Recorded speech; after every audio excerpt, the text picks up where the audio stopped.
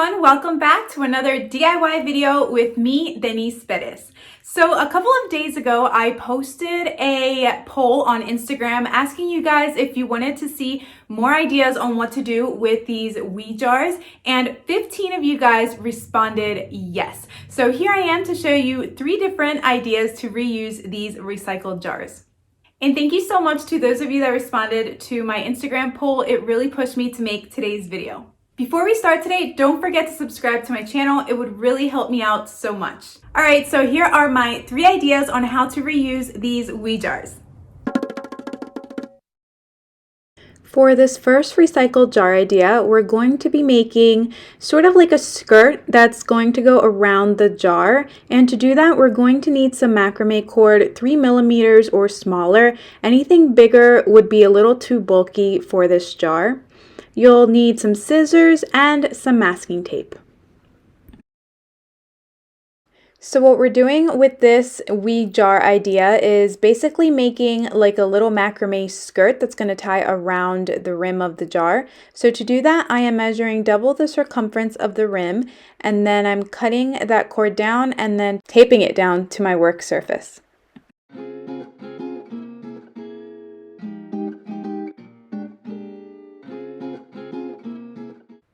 The next step is to cut 26 18-inch macrame cords. Once you have all 26 macrame cords cut, set those aside, and then we're going to start attaching these cords one by one to the anchor string, starting with the middle.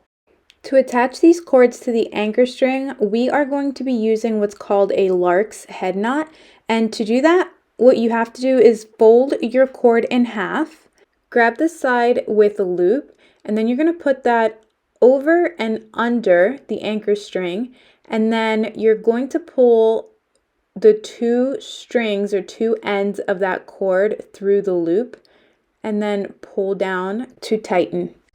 And then go ahead and attach the rest of your strings the exact same way.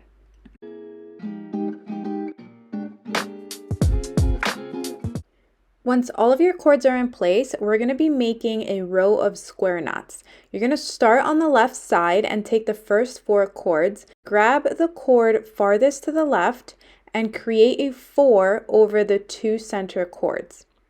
And then you're going to take the cord that's farthest to the right and put it over the little leftover string from cord 1.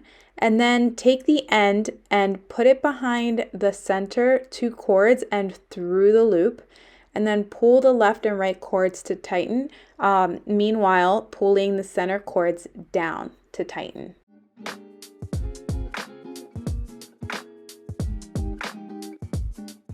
And now we're going to do the same thing in reverse.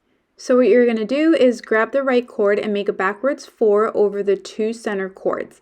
Then grab your left string and then make sure it goes over that right string behind the 2 center cords and through the loop, and then make sure to pull both strings to tighten. And now you've made your first square knot. So now we're going to do the exact same thing to the next 4 cords.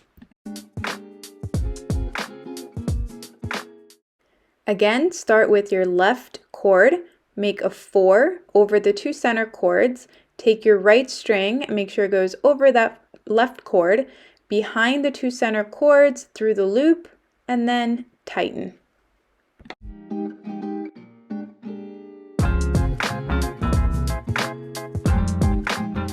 And then to finish our square knot, you grab the right string, make a backwards 4 over the 2 center cords, grab your left cord, making sure it goes over that right cord, behind the 2 center cords, through the loop, and then tighten. Now you have your second square knot.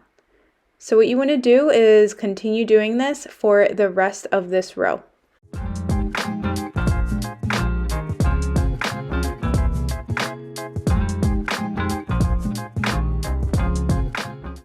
All right, so once row 1 is done, it's time to start the second row.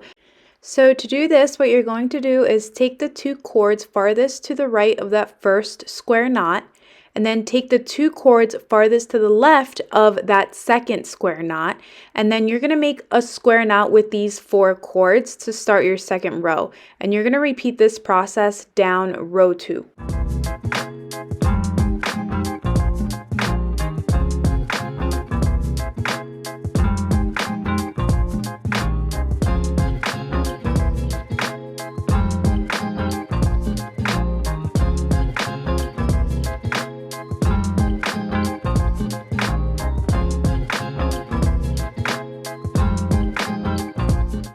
To make the 3rd row, you're going to do the exact same thing we did for row 1.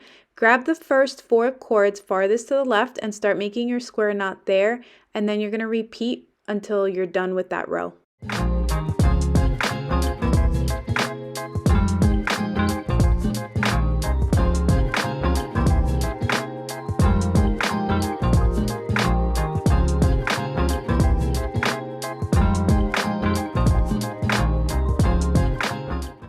Alright, so now that your square knots are done, you're going to take your macrame and measure out where you would like to cut the fringe. So I cut about 1 inch from the last row, and I'm using some masking tape to help me cut a straight line.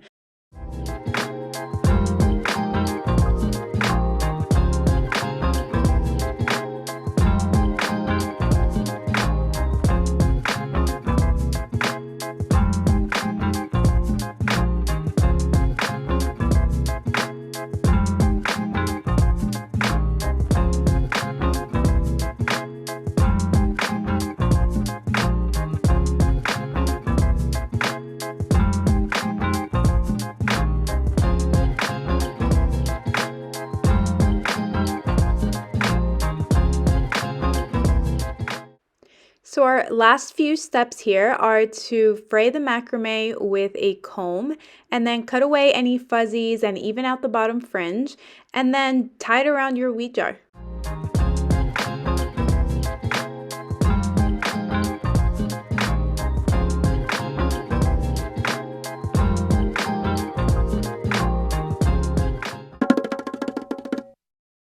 This next idea is a candle with an Anthropology-inspired design. I saw a really cool vase from Anthropologie that was very similar to this. It was black and had white line art on it, so I was very inspired by that. So to make this, we're going to need some black and gold acrylic paint, a white paint pen, some palette paper or paper plate just to put your paint down, 1 medium-sized brush and 1 small brush so that we can paint around the rim, and then a small cup of water and paper towels to clean off your brushes. And to make our jar into a candle, you're going to need old candles or scraps of different kinds of candles. You're going to need an oven-safe measuring cup or some sort of container that can withstand boiling water, a small saucepan, a skewer or a chopstick, and an oven glove. You're going to start by painting the jar black with acrylic paint, and I only gave my jar 1 coat, but you may need a 2nd coat of paint for good coverage.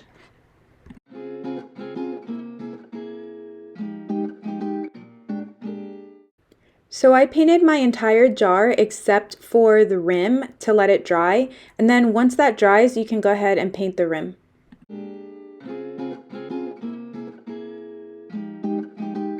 And once that's dry, I took a white paint pen to make this simple line drawing. I wanted it to be like a woman figure, and these line drawings are really popular right now, so I thought this would look really cute on my candle.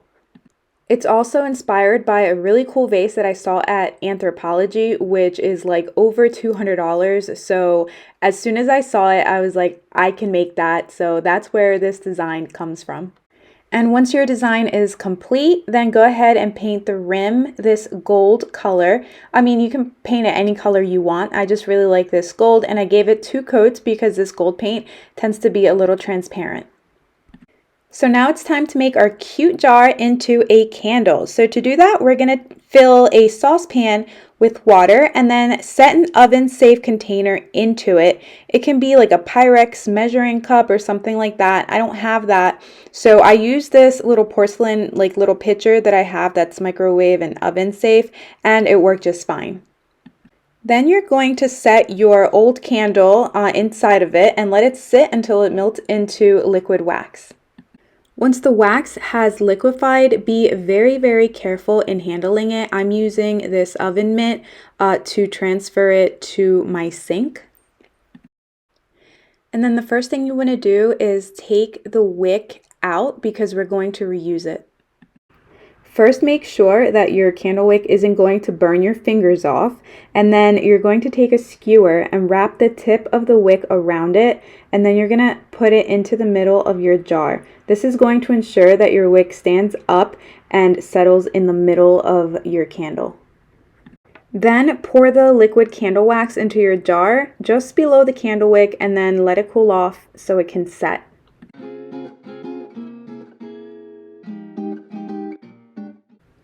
So obviously I'm not a professional candle maker here. My candle ended up sinking in the middle as you see here, and I did some research and apparently it's because of the way the wax cools down, and it happens quite often.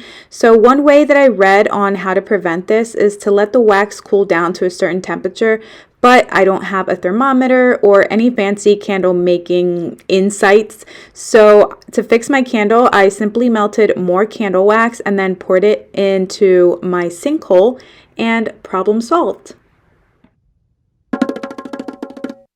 Our last jar idea is this hanging planter, and to make this you're going to need some cord. It can be jute cord, twine, or macrame cord works just fine. You could also use yarn or any other type of string that can withhold a little bit of weight. And then you're also going to want a water plant. I'm using a couple stems of a pothos plant that I already had. Alright guys, so this next jar idea is super simple. We're going to make a hanging planter using some macrame cord. So to start, you want to tie a piece of cord around the rim of your jar. Make sure it's nice and taut and triple knot it so that it doesn't slip out. And then you're going to decide how long you want your planter to be, and you're going to cut 2 cords at double that length. Then put your cords through the one that's tied to the rim and then tie them up top and cut any excess string.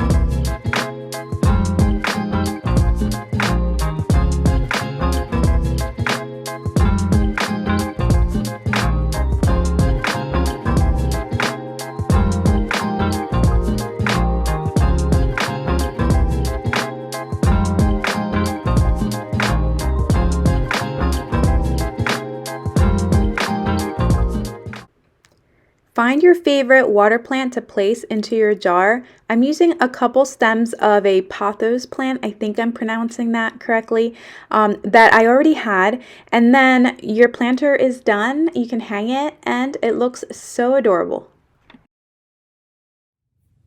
Alright guys, that's all for today. I hope you enjoyed today's video, and I hope that I've inspired you to make something with these wee jars today.